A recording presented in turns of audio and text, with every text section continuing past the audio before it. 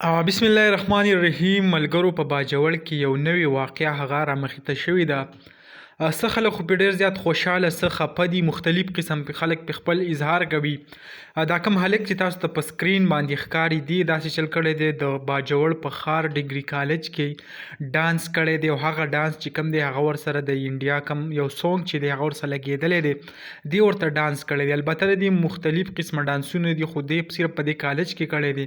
نو دا ډانس بیا داسې وایرل شوی دی. نو د هغه ځای سیمې کوم خلک چې دي هغو پې ډېرې زیاتې نیوکې بیا وکړې چې آیا داسې ډانس کول هغه نه دي پکار، موږ پښتانه یو داسې خبرې پې کولې. د هغې نه پس بیا په سباله د کم کلي خلک چې وو هغه راووته او دا هلک چې کوم دی په دې باندې تشدد کړی دی، دا یې وهلی دی، داسې کوم مختلف قسمه ټارچر کړی دی.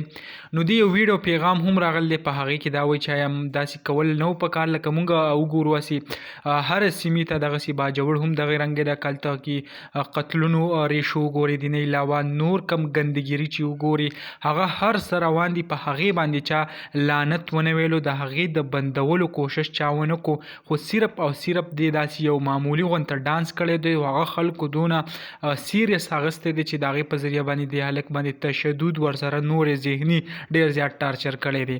البته که د دې ټیک ټاک اکاونټ ته لاړ شئ نو مختلف هلته دې مختلف ډانسونه کړي دي. هغه که تاسو وګورئ یعنې مخکې هم دا ډانسونه کوي او په هغې باندې 10,000 فالوور ځان له برابر کړي دي. خو اوس پې څه خلکو نیوکې کړي دي، نو موږ ټول ډېر مذمت کوو چې داسې نیوکې نه دي په کول پکار، ځکه یو ډانس یې کړی داسې څه غیر اخلاقي بل څه جرم یې نه دی کړی. نو دغه لنډه شان ویډیو به تاسو سره هم شریک کوله. امید لرم ویډیو هم خوښه شوي. که ویډیو هم خوښه شوي ویډیو لایک کړئ او که زموږ په چینل نه وي چینل سبسکرایب کړئ د داسې نورو ویډیوګانو لپاره.